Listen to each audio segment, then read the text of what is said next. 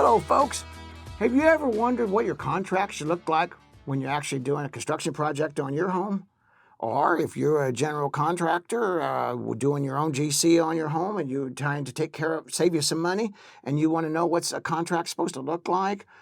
Well, a contract has actually got a lot of components in it.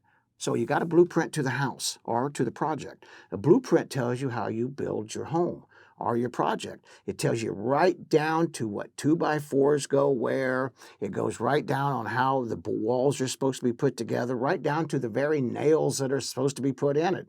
Well, our contracts are just basically the same thing. They're just right down to the very nails that hold it together. And so it is very, very important that we get our contracts as thorough, and even no matter how much time it takes, you want to make sure your contracts are thorough, and they want to make sure they're fair. They can't be all about you, and they can't be all about your contractor, but they have to be all about the project, and what's most fair for the project is usually always what's most fair for everyone. So when we put this together, our contract is it's the rules of engagement for the project. So we want to make sure our contracts are good and clearly spelled out, and to make sure that we eliminate any kind of misunderstandings. Now, you can do this yourself, put it together, but what you might ask your attorney, if you have an attorney, to give you a layout of what you should have as far as what your contract should look like. But I do want you to very much have your attorney look at what you've done and to bless it or to add things to it or take it away. Now, the problem with attorneys, which is not a problem for you necessarily, is that they're going to add things that's going to all for your benefit and not for the contractor. Well, that's going to spook your contractor, and he's going to bring one from an attorney that's going to be nothing but guarding him. So you're going to want to make sure that it's fair for everybody. You know, I was taught years ago, actually when I first started as a builder in the trades over 40 some years ago, a wonderful man who was a developer taught me. He said, Troy, when you're doing any kind of deal, it's got to be a good deal for everyone. If it's not a good deal for everyone, it's not a good deal for anyone. And that's really, really how the motto I've used all my life, and it's really true. It has to be good for everybody, and this contract has to be good for everybody's sake. You know, maybe you're a lawyer or you might want to put something in there that's a little bit harsh. The other guy doesn't. Just try to work it out, and work it out now. Work it out now, not in the middle of the project. It's going to save you a lot of pain. You can't just go get a generic one off the shelf, because you got to make sure that get a generic one off the shelf, absolute, but it cannot be as the last say, because these are generic throughout the country. And one state is different than another state versus one city is versus another city. And so you want to make sure that it's actually compliant to the areas that you're working in. And with that being said, only ones that's going to know these laws are going to be your attorneys, unless you really got a lot of extra time to spend. So make sure that you get blessed with that. Some of the things that we want to put in our contracts, you want to put down the project scope of work. Then you want to put the cost and the payment terms. You want to make sure that whenever you're paying out, you don't want to get too far ahead or too far behind. You want to know who's going to pay what, how you're going to pay it. Are you going through a title company? What's going to take for the title company to be able to send vouchers to them? If you're cutting a check, you want to make sure that you give yourself, we got to have that in writing, how much time you're going to need to have it inspected. A lot of their smaller contractors do it all the time. And this is something that I really want to guard you against. I don't want you to put too much money down at the beginning of the project, but you just put enough down to hold the contract, to make it legal. You got to have some money down to make it a legal binding contract. And then you want to be able to put down just enough to keep, for the guys when they come to the job, make sure they pay for the material. You can help them with that. Folks, I do construction litigation work all the time. And what I'm doing, all the time I'm finding these people, they're putting down 50% down and then 25% and then percent down or after the 50% when it gets started. And then nobody does anything, or they do a horrible job, and now they got all this money stuck in this house.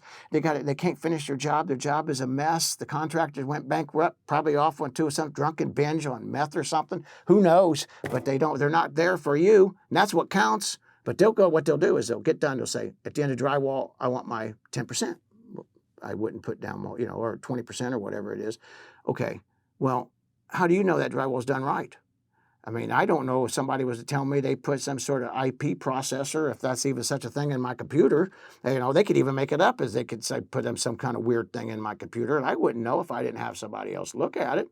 So you want to make sure you give yourself some time to observe it, make sure the job is done right, 48 hours or something before you pay. But you want that in the contract, because these guys, they go turn around and they take all your money and then they're gone, or they expect to get paid instantly. So they can hurry up and pay their men. They're chasing Peter to pay Paul. Well, you're not Peter and you're not Paul, and it's not your business. Your job is your business. The project's time frame. How long is it going to take? What's your expectations? What are the benefits and reward and penalizations if things are not done on time? All that should be in your paperwork or in your contract. You really need this. And like I said, I go into a lot more detail about that. Insurance requirements. Now, that's really important. Now, you can call your insurance guy, which I do recommend, but he might sell you things that you don't need, and he very well might not be, knowledgeable of what you need for your construction project, because that's maybe not what they sell. Maybe they sell more of other type of insurance, like automobile or something. So in the book, we talk more about that. Hours of work to be performed. Hours? Well, yeah, I'll come anytime. Well, no, you can't. We got some subdivisions, you're not allowed to be working before 7 or 8 o'clock in the morning. And if you're in a hot neighborhood, hot season, and it's 100 degrees by 8 o'clock, your guys might want to be getting started at daybreak in the summertime. Well, you got to make sure that it's all legal and when they're starting. Also, we have such a thing as religious requirements when people can and can't be on the jobs for that. Just they want to work all that hours that you want that when they can and can't be there. You want to be able to talk about equipment and material storage. Where am I going to store my material? When's it going to be delivered? Who is responsible for where it's being stored? It's very important, especially their equipment's their equipment, but you don't want to be responsible for it. But the supplies that are sitting on your job, for one, you don't want to have it blocking access to your house, or somebody could get hurt.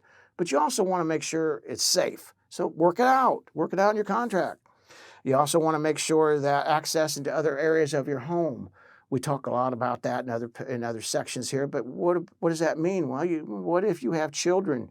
You don't want people wandering around in your home where you got children. As a matter of fact, I would say it'd be off limits. If you have any children under 18 years old in that house, without adult supervision, your crew shouldn't be able to work there. But that's your business, but you work it out. Like bathroom facilities, where are we going to go to the bathroom? That's very important. You don't want them wandering around through the house pretending they got to go to the bathroom. They go in one area, and one area only, and then you know who made the mess if there's a mess to be done, if there was a mess. Smoking. We still got people that smoke, but we got some people that are allergic to it. Where do you want them to smoke at? What about ashtrays? We want to make sure we don't throw cigarette butts on the ground. These guys are notorious, or these workers are notorious for just taking their cigarette butts and flipping them. Well, you know what? My yard is not your ashtray. Put them in your tool bag. I don't care what you do with them. You clean them up. I don't want them. You want to put that in the contract. Music, for instance, some people don't like, which I truly love, old country western. But they don't like the old tears in your beer music. They find that horrible. Well, maybe you don't, maybe if that's the case, your customer might not want to hear that, or they want it tuned down so the whole neighborhood don't hear it. Just work it out. You don't want this in the middle of the job. You don't want hard feelings. And it's just real simple to say, hey, let's talk about it. Communication. How do we communicate? We've talked about that in other places. Who is my contact person on each job? Who is not supposed to be contact? That way we keep our responsibilities down to the individuals that we are talking with, and that way there's no communication. Communication. You cannot, folks, whether you're a contractor or if you are a builder or if you are the homeowner, you just got to have open communication. I would highly recommend, if you're a contractor listening to this, even if you got bad news, don't let that bad news simmer for any time at all, because that bad news is just going to grow huge in the customer's eyes. Nip it in the bud. Attend to it. If it's bad, it's bad, but it's only going to get worse, so you want to make sure. Pest control. You do not want to be responsible for their kitty cat getting out of their house or their dog taking off running because the doors are open. Where are they going to be at? Maybe it's a dog that bites.